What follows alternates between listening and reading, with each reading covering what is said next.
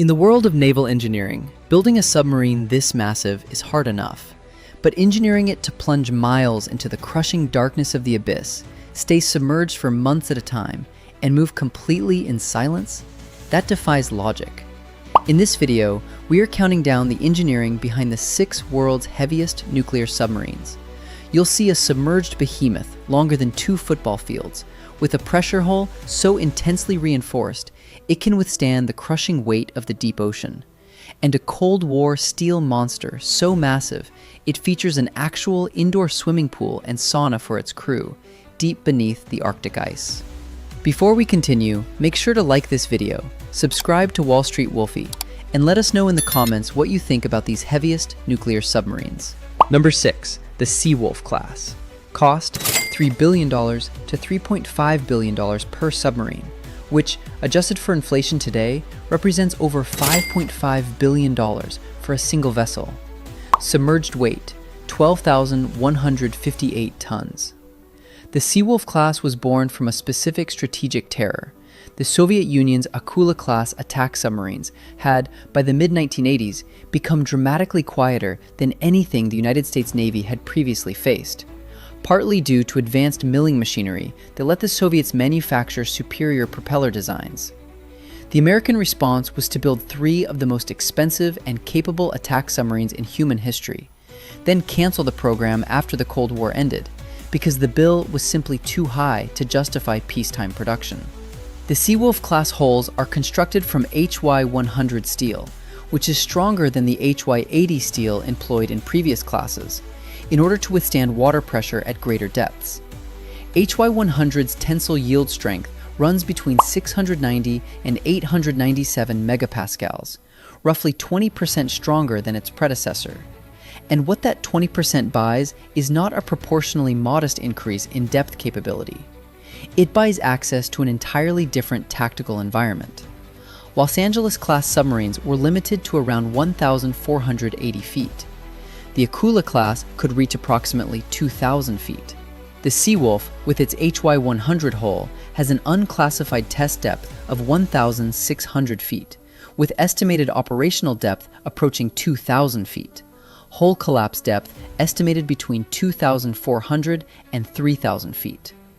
Every additional 33 feet of depth costs 14.6 additional pounds per square inch of pressure on that hull, meaning the engineers who specified HY-100 weren't choosing a material. They were choosing a survivable operating envelope that their enemy could reach and their existing fleet could not.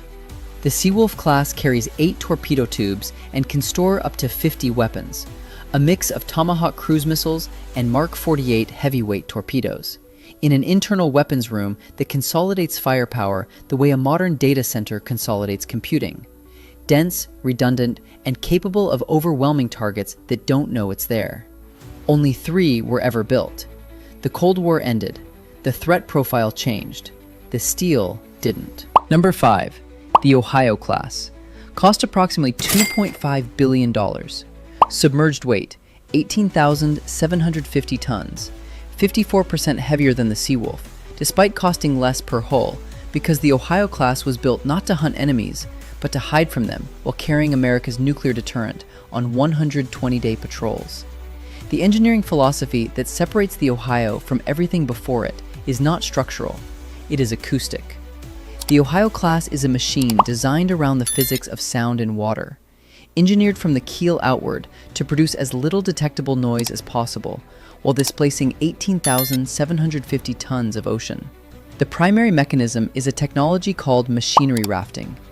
Every significant onboard mechanical system, pumps, generators, steam turbines, the propulsion drivetrain, is mounted not directly to the hull, but to isolated raft platforms, which are themselves connected to the hull through vibration-absorbing elastic mounts. The hull never directly contacts the machinery. What would otherwise transmit as detectable vibration into the surrounding water is absorbed by the isolation system before it reaches the pressure hull. The reactor itself sits within a second level of isolation, its coolant loops and steam systems suspended independently within the engineering spaces. The result is a vessel displacing the equivalent weight of roughly 125,000 average American adults, that produces less acoustic signature than many naturally occurring background ocean sounds. A 560-foot machine that an adversary sonar system struggles to distinguish from ambient underwater noise. The propeller design, classified at the level of the hull depth specifications, is optimized for minimum cavitation, the bubble formation that creates the distinctive tonal noise by which submarines are detected. Ohio-class submarines don't evade detection by being fast. They evade it by being, acoustically, as close to nothing as 18,750 tons of steel can be. Number 4. The Columbia class. Cost, lead submarine approximately $15 billion. Entire fleet of 12 submarines projected to exceed $130 billion. The most expensive submarine program in American history, and one of the most expensive military procurement projects of any kind ever undertaken. Submerged weight, 20,810 tons. The Columbia class is the Ohio class's replacement, and the single engineering decision that defines its entire design philosophy is this: its nuclear reactor will never be refueled. The S-1B reactor at the heart of each Columbia submarine is designed to operate for the full 42-year service life of the vessel without a single fuel rod exchange. A technical achievement that makes the Columbia class fundamentally different from every ballistic missile submarine that preceded it. To understand why this matters operationally, consider what reactor refueling requires.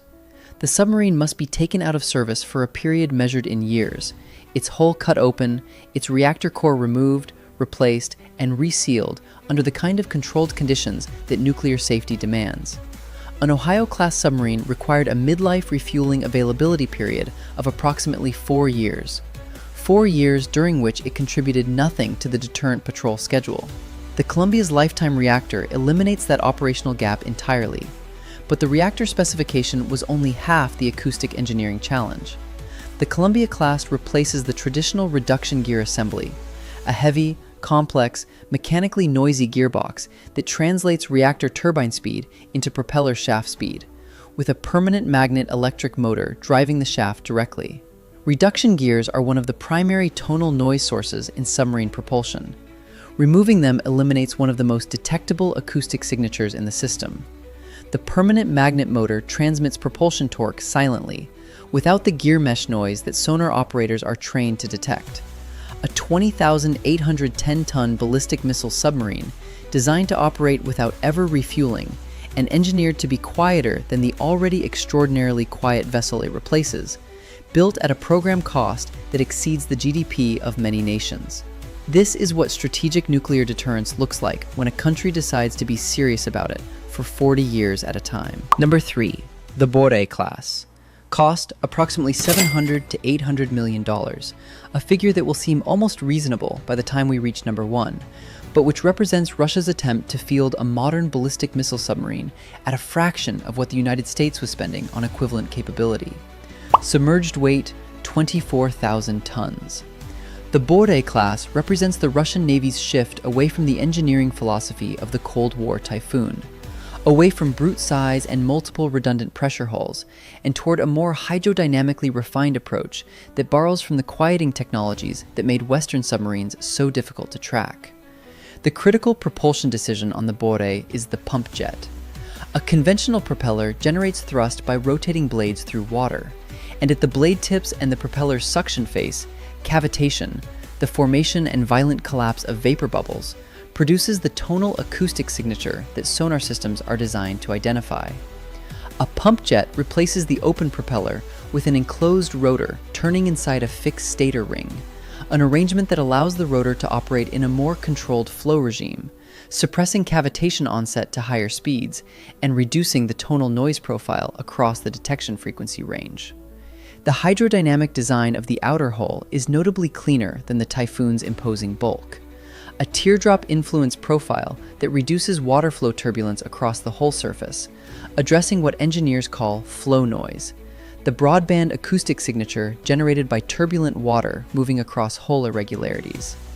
The Borei carries 16 Bulava submarine-launched ballistic missiles, each capable of carrying multiple independently targetable re-entry vehicles to ranges exceeding 8,000 kilometers. A weapons load that, deployed from Arctic patrol positions, can reach targets across nearly any point on the planet. At 24,000 tons, it is twice the displacement of the Seawolf.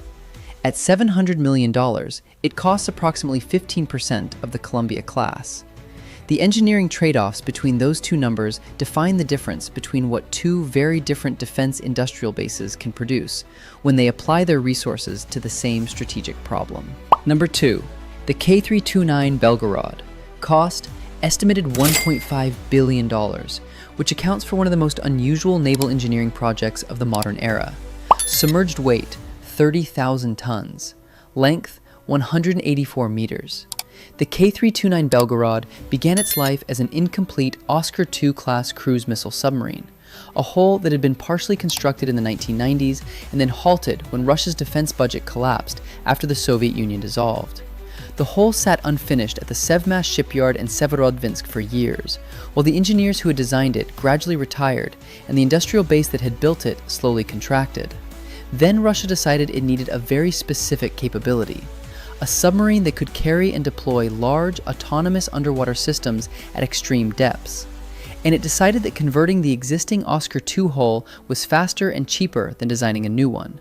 The conversion added a 29-meter hull section to the Belgorod's mid-body, creating space for 6 external tubes capable of launching the Poseidon nuclear-powered autonomous underwater drone, a system described by Russia as an ocean-spanning torpedo capable of carrying a thermonuclear warhead to targets at intercontinental range, traveling at depths that make interception by existing systems effectively impossible.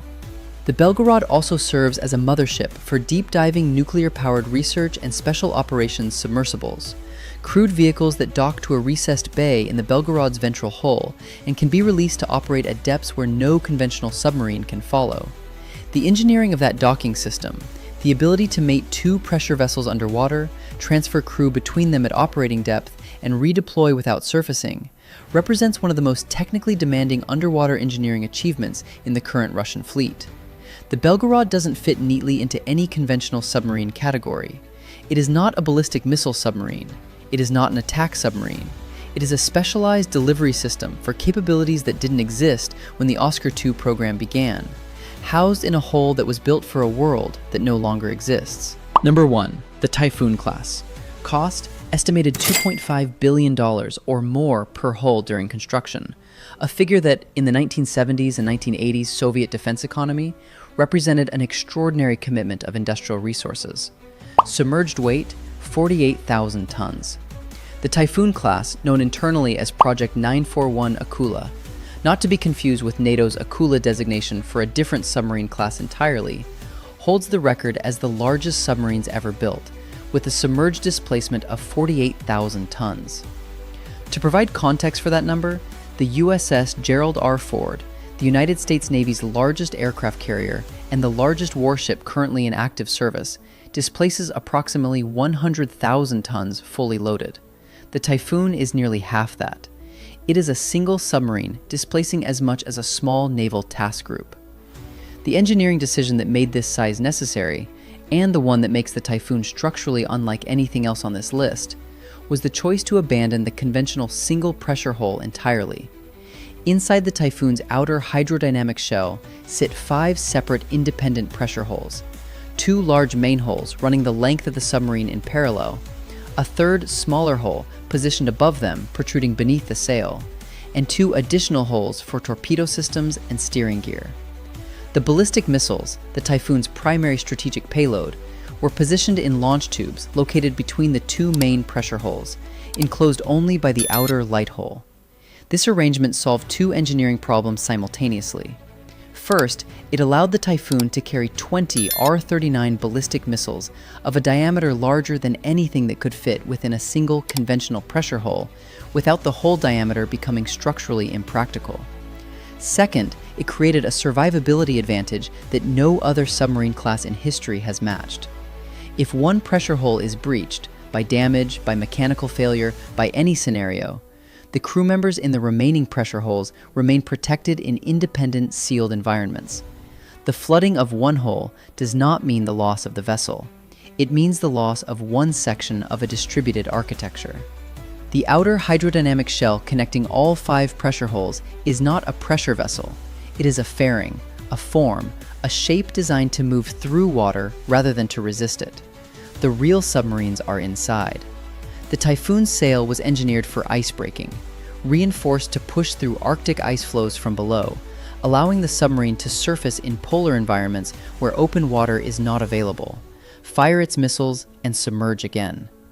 The crew facilities required to sustain 160 personnel on patrols lasting up to 120 days beneath Arctic ice reflected the understanding that the human beings inside this machine were a critical system, as much as the reactor or the pressure hull. Crew facilities included a sauna, a gymnasium, and a small swimming pool, not as luxury, but as engineering. Sustained crew performance over 120-day patrols in one of the most psychologically demanding environments on Earth requires that the humans inside the machine remain functional. The Soviet Navy built 6 Typhoons. Most are now decommissioned. One remains in service as a test platform.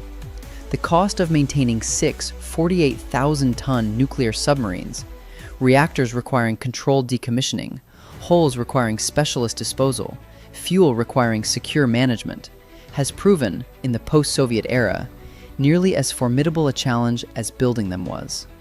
These were machines built for a geopolitical reality that dissolved before most of them had completed their design service lives. They are the largest submarines humanity has ever put into the water. They are a monument to what 2 superpowers, genuinely afraid of each other, were willing to engineer and fund in the dark. And that's what happens when nations spend billions to make thousands of tons of steel disappear beneath the ocean. Which of these nuclear giants impressed you the most? The silent Seawolf, the colossal Typhoon, or the mysterious Belgorod? Let me know in the comments below. If you enjoyed this deep dive into the world's greatest engineering marvels, hit that like button, subscribe, and join us for more incredible stories behind the most powerful machines ever built. Until next time, stay curious.